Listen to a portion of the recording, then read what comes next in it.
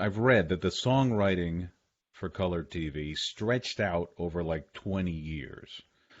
And I'm curious, with some of those songs that went back that far, when it came time to do record, did you make adjustments so those songs reflected where you were currently, or did you just kind of keep them as time capsules? I'd say more close to a time capsule, uh, particularly the songs that deal with substance abuse. That's something that I wrote them when I was still struggling with trying to get clean, so to speak. And actually, I left them off the last two albums I put out. They were just a little bit too close for comfort, and they fit into the narrative of this album really well. Hmm. And with the passage of time, are you able to, I don't know, have a little distance between where you are now and the emotional state you were in when you wrote them? I would say definitely.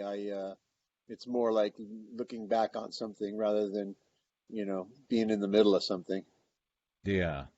But then when you record, do you have to kind of pull all that back into yourself to get the same emotion as when you wrote it? Well, it's funny because when you do sing a song, it doesn't matter if it's a song I wrote 35 years ago or 25 years ago or 10 years ago. It definitely brings you right back to that moment. And hopefully, if you're doing it right, or if I'm doing it right, yeah, I channel that moment and that moment in time, and those emotions come back, and that spurs on the energy of the song. Okay, okay. And then also, in terms of the range of time and the fact that it's been a 15-year gap between your previous album and this one, what was the reason for the gap in the recording years? We actually started recording about 10 years ago. Um, Most of it was a question of being able to get in the studio. We were lucky enough to use this wonderful facility in Los Angeles called the Village, and it's usually occupied by world class clients. And we were able to sneak in on weekends and holidays, and it took a lot longer as a result. Oh, okay. And then, I'm always curious though, when you let something percolate for that long, how do you resist the urge to keep kind of tweaking these songs, since they're not recorded yet and you've got all this time to go by? I would think, I don't know, that would be the urge like, oh, well, maybe I'll just change this a little, change that a little. There was a lot of that in terms of the sounds and new technologies allowing us to change the mixes, so to speak, and maybe add a little bit of an overdub here and there. But for the most part, the songs were born fully grown, and you would notice the differences if you listen to the initial recordings and the finished product, but you'd also notice they're very much finished product, or finished when I write them, and I know what I want them to sound like, and I show the band, and that's what you get. uh Yeah. and some of the songs, like the oldest songs, we recorded back in, you know before, and they sound almost the same. There are differences, but the similarities are greater than the differences, I would say. And how many of these songs got a test drive live before they got recorded? I would say about half of them, maybe. Oh, okay. And how often did that influence how they were recorded or lead to changes? Again, I don't think we really. I don't know. We're not educated musicians. We don't. I certainly can't read or write music. I'm not quite sure about the band, but it's more talking about it and describing it, and then you know just kind of bashing it out, like a rock and roll band. And Right. yeah, it doesn't change a great deal. Again, we play it live, and it's just one guitar, each guy only gets to play one guitar part, and when you go in the studio, you can overdub and put three guitar parts or four guitar parts or whatever. But it's just frosting on the cake, so to speak. Yeah. And well, that makes me think of the fact that you've talked about in interviews that you guys started as a studio band, doing a lot of work, and then it was only after your music started getting played that you started becoming a live band, figuring out how you were going to be a live band. And you talked about the challenges that are associated with that. But I'm wondering, were there any advantages to doing it that way? Well, I think so, in terms of learning how to work the studio and doing it ourselves. It wasn't until we were on our fourth album that we really had any input from a recording company as to what to do and how to do it. And we spent a lot more money as a result because the recording company put up a budget. But yeah, it was learn by doing, and do it yourself. And I think we really benefited from that, at least in the studio. I do wish we had played more live because when we came out, we just weren't as good as Hmm. we've become over the years. Practice makes perfect is very true, and I think by doing it now for 38 years or whatever it is, we've gotten a lot better than we were at the beginning. Right. And what one of the things I found really interesting reading about in terms of studio work was the recording of the song You" for this album.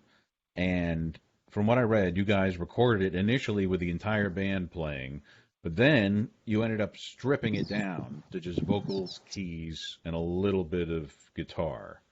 So Uh-huh. first, why the U-turn?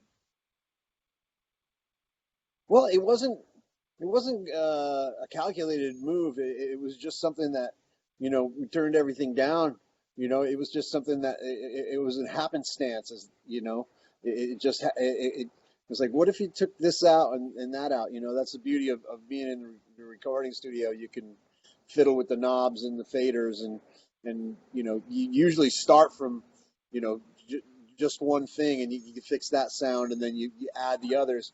And we had it going one way, and then it was like, what if you took this out, and what if you took that out, and then we also, you know, added a little bit of, you know, atmosphere with the keyboards and the effects and whatnot, and it really, I'm amazed at the way it came out. I'm delighted with it, and I think it adds to the feeling of the song. Yeah. And then, as far as the stuff that was removed, though, um, even though the other instruments were not heard on the final recording, do you think they were necessary to get the right mood for the song? Looking back on it, I'm not really sure if that was the way I had envisioned it at the beginning. I'm sure we could have done it that way, but it was just a straightforward song, and the words were the same, and the chords were the same, but I think, yeah, it's really hard to answer that question. I can't imagine doing it any other way. When I show the band a song, it's just, it's the band, and I've never really recorded a song, aside from one solo album that I did where I was on some of the songs I was the only musician, and that was the only way you could do it, was one thing at a time. Most of the time when we record, it's as a group, and then we work on fixing the different parts, but we record live as best we can because to try to maintain and feel that that live feeling and the feeling of a bunch of guys playing in a room together. Yeah. And but what makes that especially interesting for me is because of the fact that you guys record live, it's you're very much responding to each other in the moment. Whereas when people break it down into separate tracks, it's you're not responding to things actively. And so you were responding to things that again are not heard on the final recording. And so, I it's like I'm wondering about if drums and the extra guitar and all that kind of stuff. like really influenced you, even though you can't hear them in the final recording? Did they still, have an effect on how you sang? And would you have sung it differently if all that stuff had not been there for the recording?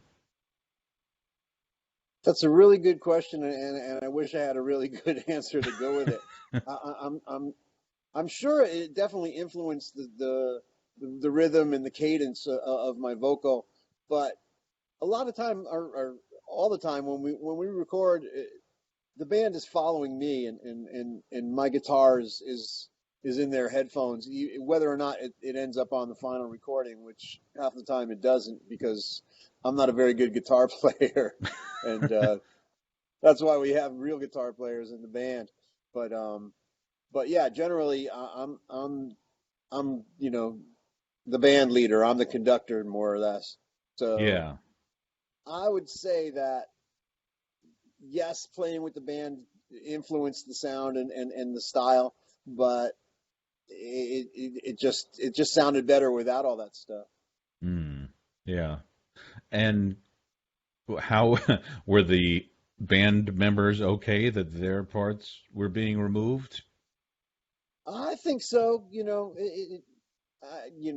For lack of a better term, I'm the captain of the ship, and they're all I'm Robin Hood and they're my merry men, Yeah. and they follow me, for the most part. I think they're confident in my ability to guide to guide the vessel, so to speak.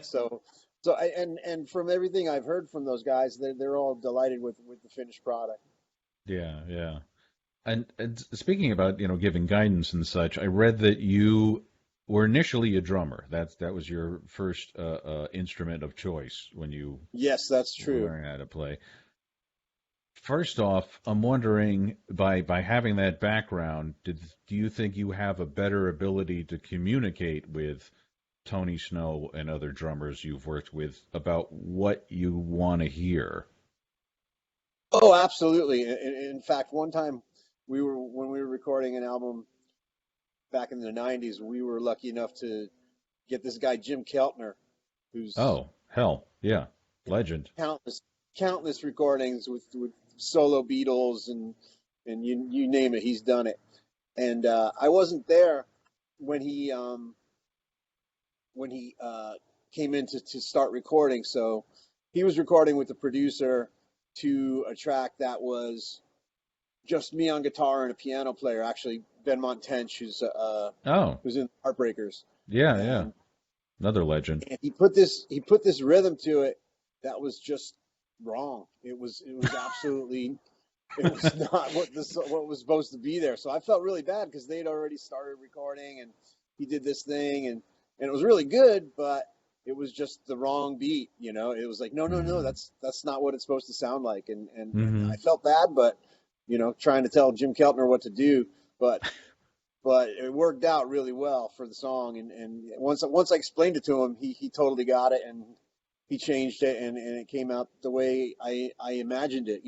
For the most part, with the rare exception like a song like You, I have that vision in my head, or not vision, but whatever the word is for something that you hear.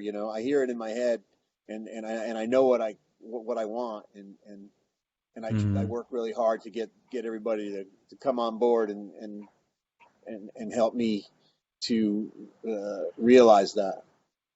And it's not often that you meet a songwriter that's began as a drummer. So I'm curious, did that drumming experience influence you as a songwriter? I couldn't really say so. I was a drummer when I was young, and actually when the band started, I was the drummer in the studio when we were working in the basement, and there was no live performances. I was playing drums and singing, and so in that sense, I guess so. But I think it influences me in terms of knowing what I want the drums to sound like and what parts I want to play. But I think the song really dictates what it should be like, depending on the song and depending on what I hear in my head. Hmm. Okay. And also in terms of songwriting, you've talked a lot about how you don't want to insult the intelligence of the listener, um, which, as a fan of music is a fabulous thing to hear from a songwriter. I'm curious, though, how that manifests in its songwriting. I mean, does that mean, say, you work to avoid the obvious lyric, or how does that come into play?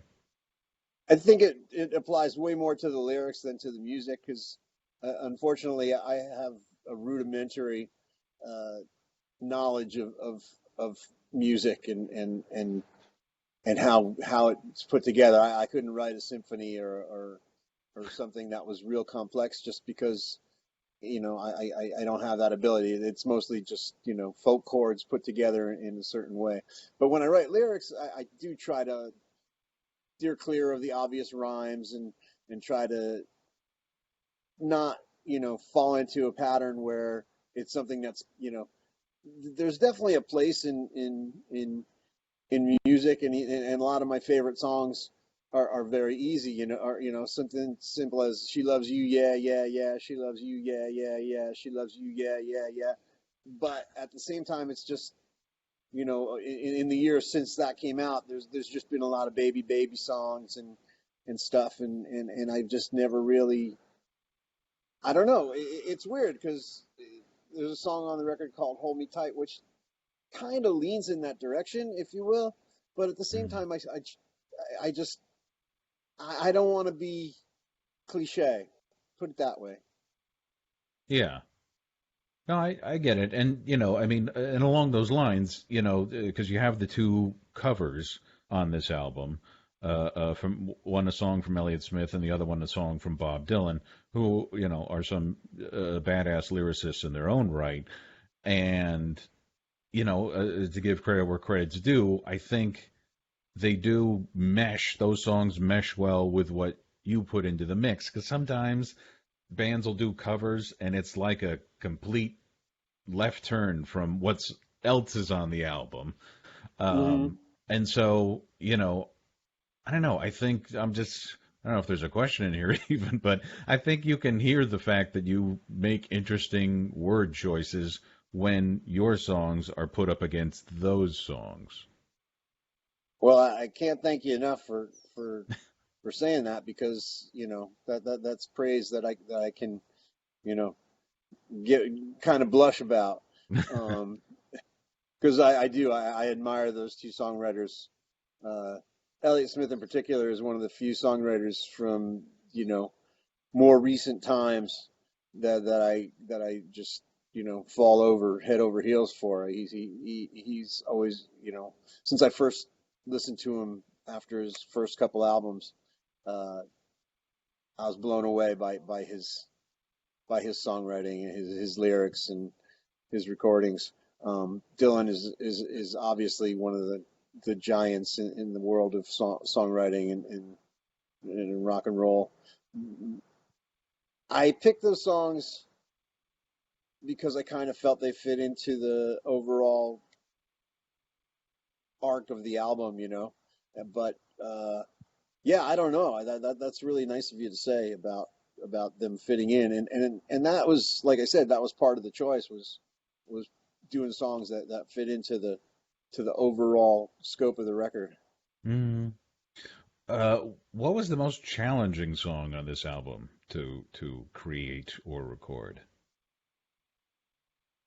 There was one song called "The Cassette" that we worked a little bit harder on the arrangement and on the final recording. When I was talking about tweaking it in the studio and fiddling it and getting it right, that one took a little bit more time, and we were working on that one right up until earlier this year when we were like, okay, we got to finish this, and we had a deadline. It was challenging for that reason, and also I wanted to get it right because it's kind of a tribute to a friend of mine who passed away, and I wanted to get it right for that reason as well. Mm. And do you feel you reached, the goal that you set for yourself with that one? Yeah, it's weird. This whole album, despite the fact that it's taken so long to put it together, and that some of the songs are older, I'm really delighted with the way it turned out. That's not always the case. Sometimes you go back and listen to recordings, and there's things you wish you could change, and there's things you wish you could do differently. And right now, at least, I'm still, really, really happy with the way everything turned out. Yeah. And, I'm curious in particular, like the song Beneath the Zenith, when that was crafted. I mean, because I know it's not about our current situation, but, when it has lyrics in there like there's no cure for our disease, that really, I don't know, jumps out at you in in the time of a pandemic. So, and I think it speaks to the fact that songs can fit, different times in different ways. How long ago did you write that song? That's probably one of the more recent songs that I wrote, but Okay. certainly it had nothing to do with actual illness. Yeah. It was more about our addiction to screens and advertising and technology. Right.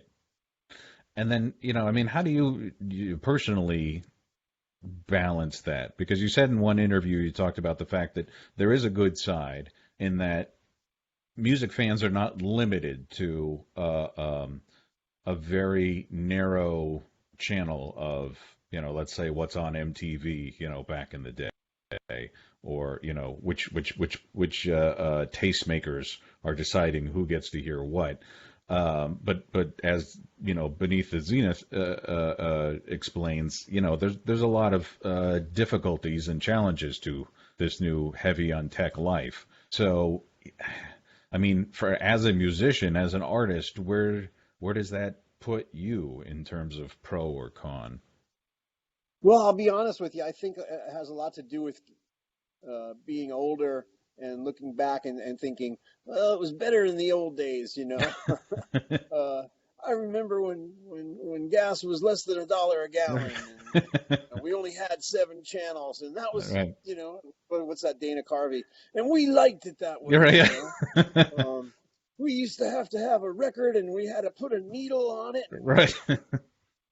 and that was good enough. But so there's that side to it, and absolutely though the choice the the availability of everything and the choice out there makes it, it's the best of all possible worlds in a sense. Uh, I personally question some of the things that are out there, but that's just me. Um, Hmm. there there are things that are available that maybe it would be better if they weren't so easily procured. I often Yeah. think of how hard it was for me as a young man to have to sneak around and try to find my father's Playboy books that showed half a nipple or something, and Right. that was blew my mind. Whereas a 13-year-old boy now, what he can see by looking on the internet, that would Mm. really blow a person's mind, so to speak. Yeah. Yeah. And then, And I'm sorry. no, no, go ahead. Go ahead. I The other part that I find, you know, daunting, if you will, and kind of sad in a way, is that because of the amount of choices and what's available, uh, it kind of dilutes what gets through, what breaks through into the mainstream or into people's lives. There used to be 100 bands or 100 records that sold a million, and now there's a million bands selling 100 records. Yeah. And you used to have to wait until a movie came on television before there was VHS and DVD and now streaming. And now you can watch any movie you want anytime you want. You can hear Hmm. any song you want anytime you want. And I think there's something to be said for that, and it's great and it's wonderful. But at the same time, it's like too much is too much. Yeah. Right.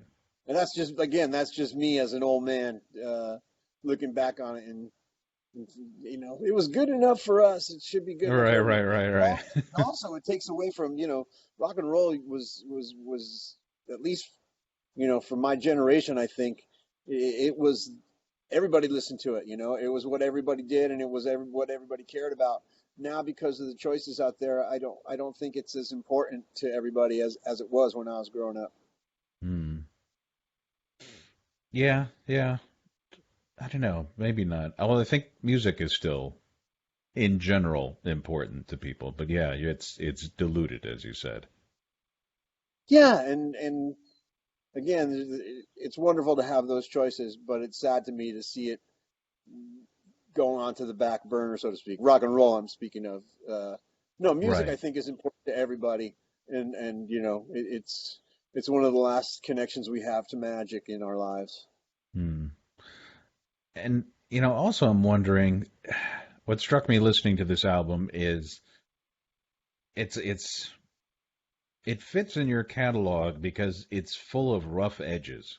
And in this day and age where there's so many programmed bits and sampled bits and everything is polished to within an inch of its life, you know, it this record really stands out because of those rough, raw edges. And is that something you consciously put into your songs, or is it just part of your musical DNA?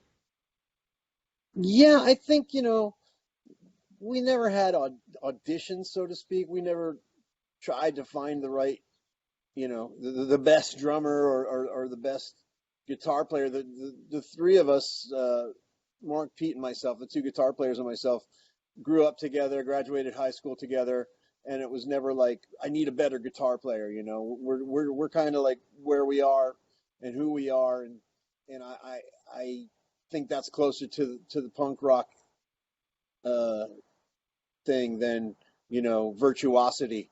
It has never been our thing. It's all just about bashing it out, and I think that's just in our DNA. It's just kind of Mm, like I said, getting all together in the garage or the basement or wherever we used to get together. Now we get together in a room somewhere and play together, and I think that's why it comes out the way it does.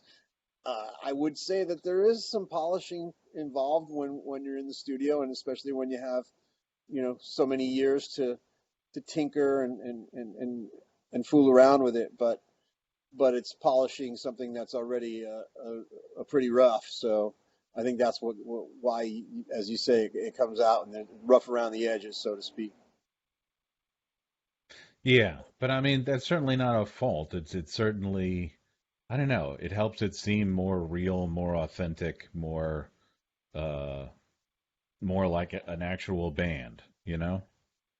Well, it's definitely who we are, and again, like I said, the reason why it fits in with the rest of our catalog is because it's the same guys making noise. If you listen to the Stones and new record, and you listen to a record from the Stones in the 1970s, it's the Stones. It's Mick and Keith and Charlie, and there's been a couple of different guitar players and a couple of different bass players, but it's the same guys, and it sounds the same. Some of the studio sounds are a little bit different, and technology's enabled it to change, and also, you know, uh, tastes and styles have come and gone. So Yeah. you'll hear a little disco in Miss You or something like that, Hmm. but it's still the Stones. Yeah, yeah. And then talking about, music and music history, I read that for your personal listening, you've you keep going backwards in time, and that when are just listening to music, you now are like listening to music from like the 30s and 40s, like, country and blues from that time. Um, what for you is the allure of that music? I like listening to it because I like to see where we came from, and yeah, it's I don't know. It's kind of like being an archaeologist, so to speak, and it shows me, the forebears, the forefathers, and some of the stuff that, when there was no such thing as overdubbing, and when literally a band had to all go into the room together and play together to get a record, to make a record. Um, Mm-hmm. there was, I once read a piece by Brian Eno where he talks about how it was necessary if you wanted to play a symphony, or you had to get a group of musicians together to realize something that included however many instruments you wanted to hear. And that was the only way to do it. And that was the way it was with recording technology up until, they invented the 4-track or whatever it was. Until the Mm-hmm. 60s, you had to play live, and that was the only way to do it. And until they invented recording tape and the ability to overdub, and it's changed the way people make records now. And I don't know if it's for the better, but it's Mm-hmm. definitely different. And then have you noticed it influencing your own work? Going back to all these classic pieces? I couldn't say it does, because I'm still, you know, where I come from is growing up in the 60s and 70s, and I think that stuff influences my style of songwriting a lot more than than really old stuff. And I'm still the same guy, and I'm still the the teenager in the bedroom, strumming my guitar. I think that has a lot more to do with what comes out now. I mean, certainly the years have given me a little bit more of a perspective on things as far as lyrically and subject matter, but I'm still, trying to make rock and roll records. And yeah, I just listen to the old stuff for my enjoyment. And also, I think because it doesn't have too much of an influence on my songwriting or on what comes out of me, and that's also why I don't listen to new music so much, because I don't want to be unduly influenced by fads and fashion. Hmm. Okay. Um, all right. Well, that covers all of my questions. Is there anything we didn't cover that you want to talk about? No, I just wish we could get out there and play some shows. It's as I said before, when we started, we weren't really good, and there was, we did our best, but our best really wasn't the best that was out there. We were a bunch of kids, and it sounded like it and it looked like it. And also beyond that, um, when I was drinking and abusing substances, a lot of times I would get up on stage and you know not care about what kind of a performance I gave. It was all about Hmm. me, and as time's gone by, I've come to really respect the fact that there's an audience, and that people actually paid money for a ticket, and so I have a lot greater, uh, what's the word I'm looking for? I guess respect is the word I just used, but I but I really realize that I'm entertainer. Someone said you're an entertainer, and I never really thought of it as that, but Hmm. it really is. It's a lot more important to me that I do my best, and and I have a lot greater feeling for that. I'm more about doing a good job and and being the best I can, as opposed to, you know, falling over myself and slurring my words and, being a jerk. Yeah. Although, I find it interesting because I do remember reading that when you guys first started, you kind of hid in the background. You weren't too keen on being right up front with the audience. And so No, it's like, absolutely. That's absolutely true. After I would sing my parts, and then I'd go hang out behind the drum riser, and yeah, it wasn't about being a performer. It was about being a singer. And I didn't play guitar then either on stage. I was just a singer, and I thought that was all I had to do. Um, yeah, I didn't really think about the audience or anything about being a front man. I Yeah. was just singing, and also I was scared to death, I think, and that had a lot to do with getting drunk and drinking, and not giving me the courage to be able to get up on stage at all, you know. Uh, Mm. and as time has gone by, I've gotten a little bit more comfortable and a little bit more confident, and again, uh, try to do a good job for the audience, and take that into consideration rather than just be very selfish. Yeah. And yet, can you do all of that and still lose yourself in the moment, in the song, in the performance? Yeah, that's always been something I've been able to do, and it's particularly true when I'm doing a cover song. I go back to being that little boy who's listening to a record and singing along, you know. Um, but anytime when I sing a song, if I sing a song from the '80s or the '90s, a lot of times I'm transported back to that mindset, you know, whatever wherever I was, whatever mood I was in, or whatever. I'm able to channel that and bring that into it. It's you know I hope I never just go through the motions of performing, and I hope it's never just you know a big fake. There's so many things in the music business, and there's a lot of smoke and mirrors, and there's tape recordings and backing tracks and programming and all the stuff that takes place in a lot of concerts, and you don't even always realize it, but we're really about just getting up and bashing it out and doing it live and being a regular rock and roll band, and I'm proud of that, and it's something we've always strived for.